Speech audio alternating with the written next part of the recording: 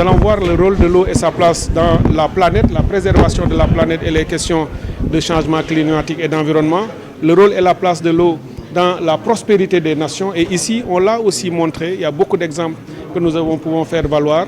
L'exemple de l'Organisation pour la mise en valeur du fleuve Sénégal, du fleuve Gambie, où par la ressource eau, nous produisons de l'énergie qui est réinjectée dans notre secteur, qui soutient notre compétitivité. Cette eau qu'on utilise pour l'agriculture et l'élevage, tout ça montre que l'eau peut être source de prospérité pour une nation. Nous débattrons également de la ressource comme élément de coopération.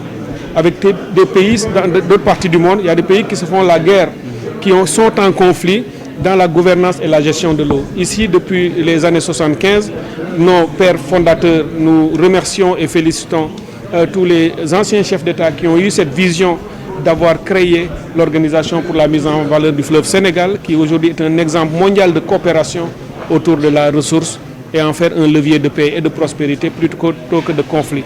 C'est l'exemple aussi de la Gambie avec l'OMVG, et ça, ce sont des choses que les gens viennent apprendre ici. Mais l'eau, c'est aussi un élément structurant de la gestion du multilatéralisme. Dans les processus multilatéraux, le président l'a dit, et le Sénégal a toujours joué ce rôle d'être un champion au niveau global dans le portage et la promotion de la ressource en utilisant l'eau comme un espace de diplomatie. Là également, nous avons des arguments à faire valoir et le Sénégal va continuer à le faire. Mais l'autre élément aussi important qui sera discuté à Dakar ici, c'est le thème des investissements dans l'eau. C'est une ressource importante, elle est vitale, il faut la produire et la donner aux populations, mais il faut de l'argent pour le faire. Les budgets nationaux, c'est bien, et le Sénégal est aujourd'hui en train de devenir champion dans la mobilisation des financements publics et privés, mais le plaidoyer que nous portons aussi en tant que Sénégal pour les autres pays qui n'ont pas toujours les bonnes ressources, c'est de dire que les investissements qui doivent aller dans l'eau ne doivent pas être similaires aux investissements qui vont dans d'autres ressources ou dans d'autres, parce que l'eau n'est pas un produit comme un autre, c'est une ressource spécifique, stratégique, et les investissements qui y vont doivent être calibrés avec des flux, si c'est des prêts, de manière concessionnelle, durable, avec des taux d'intérêt très bas qui permettront au pays de pouvoir supporter ça. Donc c'est au total tout ça qui sera discuté et le Sénégal apparaît encore plus visible, plus haut dans la gouvernance globale, mais ça ne fait que renforcer ce qu'on a déjà aussi au niveau de la sous-région. Moi-même, je suis le président du Conseil des ministres africains en charge de l'eau, AMCAO, qui est déjà aussi un autre niveau de reconnaissance. Et cette année, nous avons adopté la nouvelle vision africaine de l'eau qui sera sans doute approuvée par les chefs d'État et à l'agenda global des Nations Unies. Comme vous le constatez ici, mais le Sénégal est toujours aussi ce champion qui est écouté, qui est respecté et qui fait valoir un certain nombre d'arguments que les autres peuvent utiliser. Le niveau d'ambition, comme vous le savez déjà, il est très haut. Les grands projets ont été annoncés. Le premier d'ailleurs, le plus important, puisqu'il s'agit pour nous à ce niveau-là de résorber un gap et de faire preuve de justice et d'équité vis-à-vis du monde rural. Nous avons trouvé une situation où le monde rural était quasiment très en retard par rapport à l'urbain en ce qui concerne l'accès à l'eau potable. Et avec au moins des leviers importants à partir de 2026, c'est ce grand projet dont j'ai eu l'honneur d'ailleurs de lancer certains chantiers cette semaine un peu partout dans le pays, qui va réaliser plus de 100 nouveaux forages et des châteaux d'eau un peu partout dans toutes les localités du pays. Il n'y a que Dakar qui n'en fera pas partie pour des raisons évidentes. Mais en plus de ce grand projet qui va entre 2026 et 2027 rehausser considérablement le niveau d'accès à l'eau potable dans le milieu rural, cette année, le gouvernement a accepté, sur les instructions de M. le Président de la République et du Premier ministre, d'injecter 11 milliards supplémentaires en termes de programme d'urgence. Parce que lorsqu'ils m'ont demandé ce qu'il me fallait pour renforcer ce projet des forages, pour aller encore plus vite, nos estimations nous ont montré qu'on a pu identifier beaucoup de forages qui étaient à l'arrêt ou non équipés, où il y avait des problèmes de solarisation. Avec ces 11 milliards de programmes d'urgence, dès 2026, cela va considérablement élever le niveau dans le rural. Mais dans l'urbain, vous savez aussi que ce niveau d'ambition, puisque le pays s'urbanise, les villes s'agrandissent, certaines parties du rural rentrent dans l'urbain, il faut aussi renforcer la production dans l'urbain. C'est pourquoi les grands projets, le premier que vous connaissez déjà, c'est le grand transfert d'eau depuis le lac de Guiers vers le triangle Dakar-Mbour-Thiès, qui va amener de l'eau potable à Touba de manière durable et qui va mettre de l'eau agricole dans les Niayes. Ce projet est en train d'être structuré. Toutes les études de faisabilité sont terminées. Le closing financier est en cours, le processus de montage financier. Et Inch'Allah, avant la fin de l'année 2026, vers le dernier trimestre, c'est ça qui correspond à l'agenda, on va pouvoir le lancer, ce grand transfert d'eau.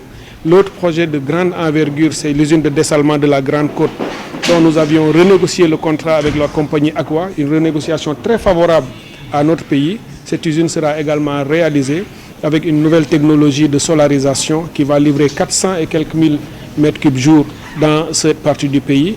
Mais aussi il y a ce qu'on appelle le transfert du Malem Odar, où on va réaliser aussi une batterie de grands forages, puisqu'il y a un champ captant qui va transférer l'eau dans la région de Kaffrine, de Kaolack, de Fatick, jusque vers Gossas et aller vers Diourbel. Donc tout le bassin arachidier va aussi être alimenté en eau potable, puisque c'est une région où on connaît des problèmes de chlore et de salinisation de l'eau qui posent des problèmes de santé publique à la population. Donc en le faisant ce grand transfert, on règle.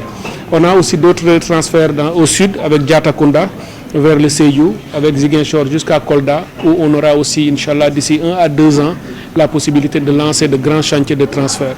Mais tout ça, si vous mettez ensemble, avec ce que nous partageons avec nos autres pays membres de l'OMVS, comme le barrage de Sambangalou, qui était un peu à l'arrêt lorsque nous sommes arrivés en 2024, on a fait des pieds et des mains avec nos pays partenaires et voisins pour travailler à le restructurer et à le relancer.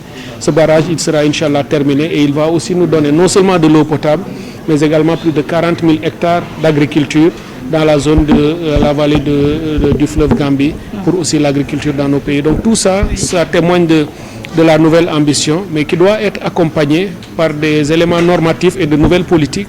On a une nouvelle lettre de politique sectorielle. On a fini de structurer l'autorité de régulation du secteur de l'eau qui n'existait pas. C'est une première. Et nous avons aussi renouvelé le code de l'eau qui date de 1981. On a un nouveau code qu'on a fait qui est aujourd'hui dans le circuit législatif. Tout ça montre que le secteur ne sera plus un secteur à côté de tout le reste. Ce sera au cœur des politiques gouvernementales pour atteindre l'autosuffisance alimentaire et aussi donner de l'eau à toute la population. On sait que le Sénégal est très en avance en termes d'accès à l'eau, mais pour ce qui concerne l'assainissement, quel est le niveau d'accès aux services d'assainissement? C'est aussi à des pourcentages relativement bas. Mais d'ailleurs, même l'eau, c'est pourquoi on fait tous ces efforts, puisque même si nous sommes devant beaucoup d'autres pays en termes d'accès amélioré, ça ne nous suffit pas. C'est pourquoi mon approche dans le ministère, c'est je dis à mes équipes, il faut toujours voir le verre à moitié vide. Quels que soient les efforts et les réalisations et les infrastructures que nous réalisons, allons toujours plus loin pour aller plus vite. Puisque tant qu'il y a encore un Sénégalais qui n'a pas d'eau potable, on n'aura pas atteint nos objectifs. Mais dans le domaine de l'assainissement également, ce sont les mêmes difficultés que nous avons trouvées ici. Mais nous sommes en train de monter en puissance pour accélérer des chantiers qui étaient là avant notre arrivée, mais qui étaient à l'arrêt ou qui n'étaient pas accélérés. Nous sommes en train de les terminer. Par exemple, ici à Dakar, la station de la baie de Hann, ce projet important qui dure maintenant depuis plusieurs années, nous sommes en train de l'accélérer pour qu'il soit terminé. Le dernier volet, c'était la réalisation de l'émissaire en mer. Nous sommes en train de finaliser cela. Il y a une autre station importante de traitement des eaux usées que nous allons réaliser à Tivaouane-Peulh. J'ai signé récemment le mandat avec l'IFC pour l'accompagnement. Et ça, ce sera une nouveauté. On ne va plus seulement traiter les eaux usées pour les rejeter en mer. On va désormais les traiter de manière adéquate pour les transférer vers les zones agricoles et pouvoir l'utiliser cette eau pour l'agriculture, mais également dans les centres urbains pour pouvoir arroser les arbres, les plantes, reverdir nos cités. Dans beaucoup de pays au monde, on ne rejette plus les eaux usées, on les traite pour restaurer les écosystèmes, pour arroser les espaces publics verts dans les villes. Et c'est ça que nous allons faire désormais de plus en plus. Mais c'est également beaucoup d'investissements dans le milieu rural pour l'accès